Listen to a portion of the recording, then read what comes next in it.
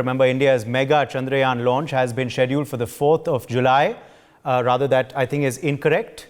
The 4th of July has lapsed already. There's a new date though, which we will just update you with, which has been finalized for this launch. Chandrayaan-3, remember, has commenced its journey to the launch pad, encapsulating aboard the launch vehicle Mark 3, LVM-3 at the Satish Dhawan Space Centre in Sriharikota. Earlier, the Lunar spacecraft was integrated with the payload fairing and subsequently attached to the rocket for its journey beyond Earth. Chandrayaan-3, remember, is the third installment of the Chandrayaan series and represents India's second attempt to achieve a soft landing on the moon's surface. To date, remember, only 3 countries have successfully landed spacecraft on the airless lunar world. Wing Commander Sudhakaran is with us live, former Indian Air Force officer.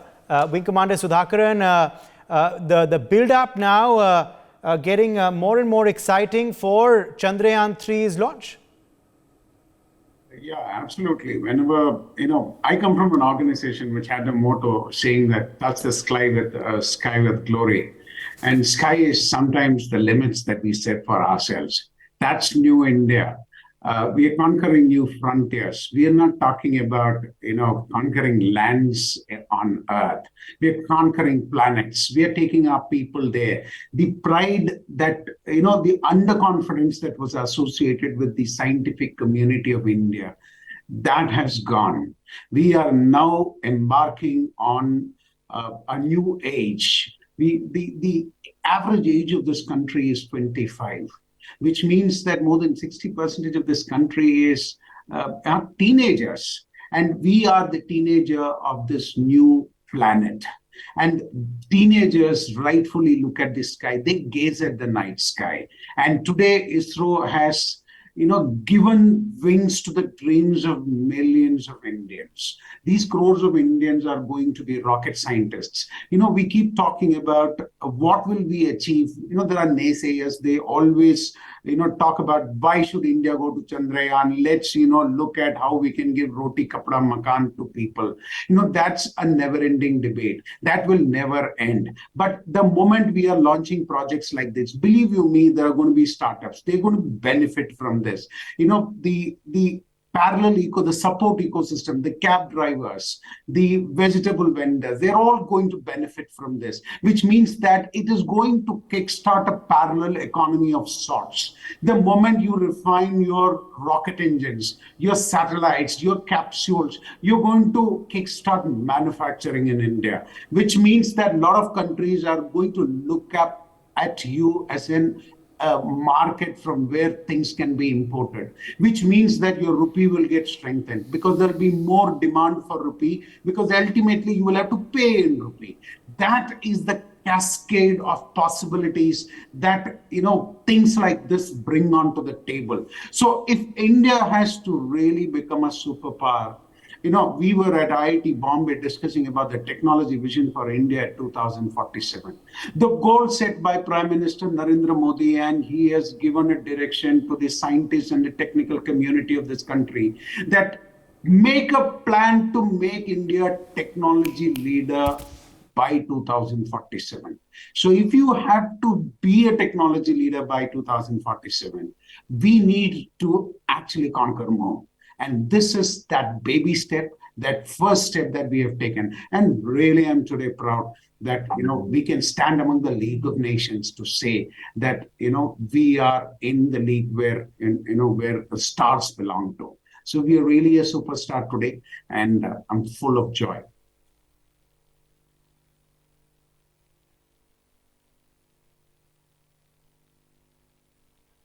So joins us, in fact, stay with us, Wing Commander Sudhakaran. Group Captain Jha is, of course, a defense expert.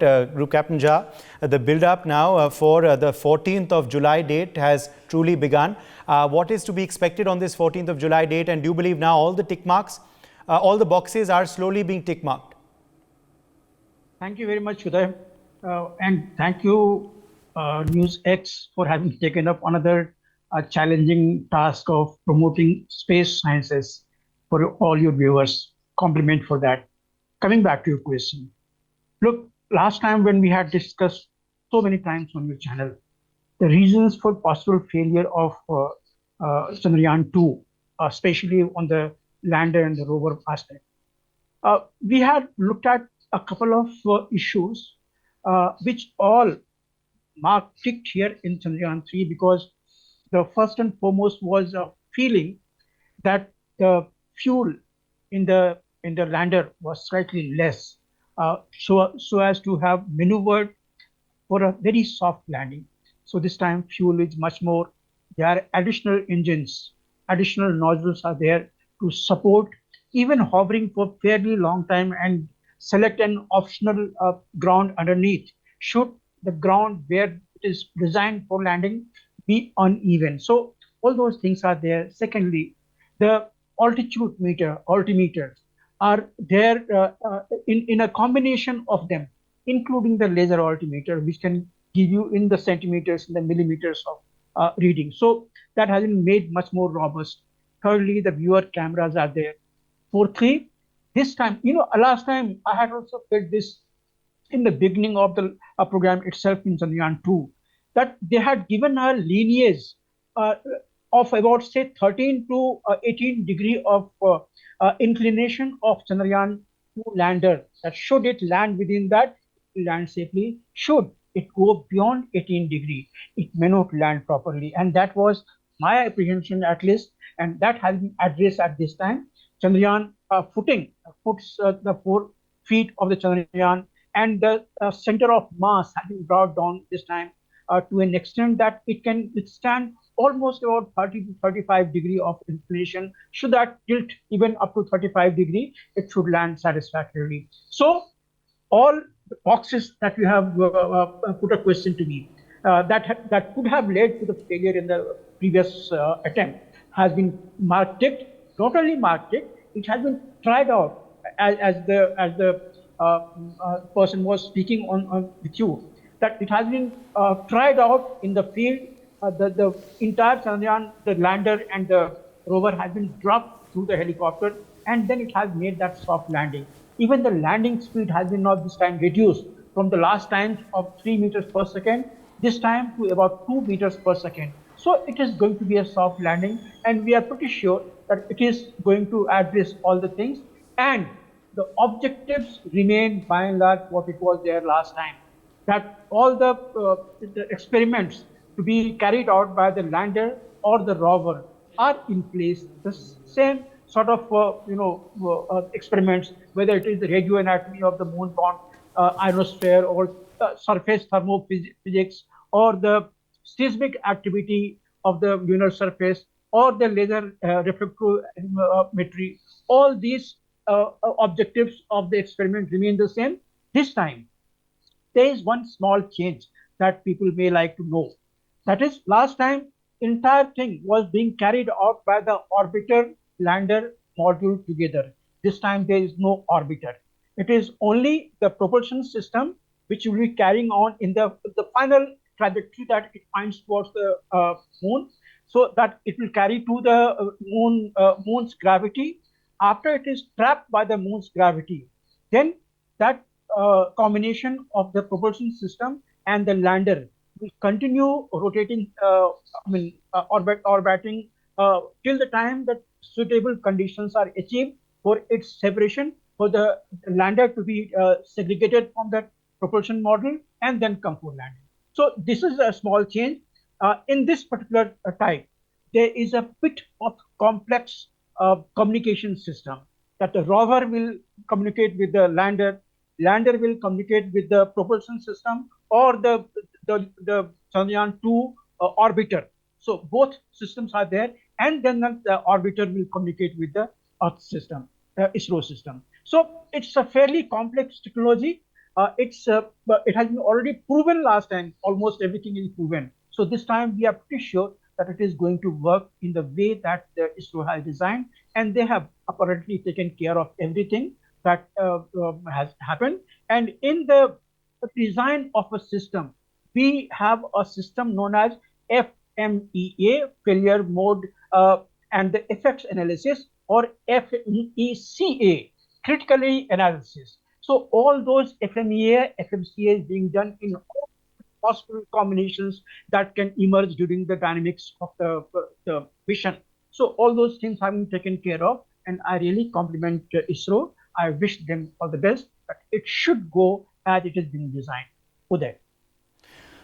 Suresh Naik also joins us at this point. He's a space scientist of ISRO. Suresh Naik, what is going to be the impact of hopefully a successful liftoff on the 14th of July for India? Because we're going to be joining a very elite league of nations, isn't it, with this feat? That is one thing, that we are going to join the elite club of nations, that is America, Russia and China. We will be only the fourth country in the world. Secondly, we will be the first country in the world who will be landing on the south pole of the mission. So far, if you see the earlier missions, moon missions, they actually landed near the equator. Okay, now why South Pole? South Pole is important. You see, because in near South Pole, the large amount of rocks are there, which are as old as the beginning of the universe. So by studying and analyzing the data collected by the rover and the lander, we might get very important data about the beginning of the universe.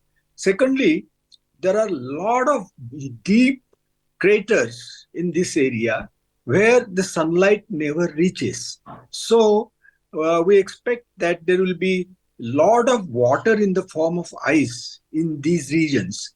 And if that is so, then that will be an ideal spot for the future human landings and establishing a human colony on the moon. Human colony on the moon will have many advantages. One is moon is very rich in various minerals. One of them is helium-3. Helium-3 is extremely costly and rare because it is rare on Earth. I think it is something like 20 times the value of the gold. And secondly, from helium-3, you can generate electricity which is free of pollution.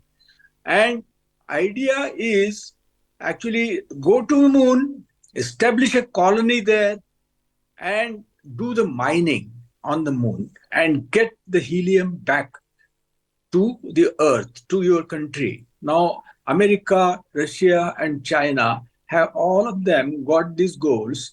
And this helium-3 on moon is in such an abundant quantity so that it can fulfill the need of electricity for hundreds of years of the entire Earth. Unless you make a beginning and have a capability of landing a human being on the moon, which we are taking the first step of robotic landing, and then we will go next to the human landing, and then the next step will be establish a human colony. Unless we go through all the steps and generate all the technologies, develop all the technologies required for all these activities, we won't be able to reap the benefits of the space technology which other countries will be reaping. So this is an extremely important step.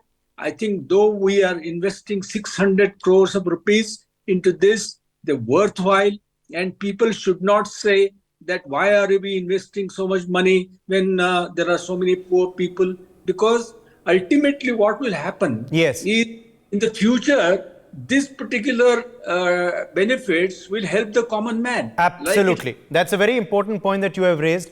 For more such videos, subscribe to the NewsX YouTube channel, hit the bell icon.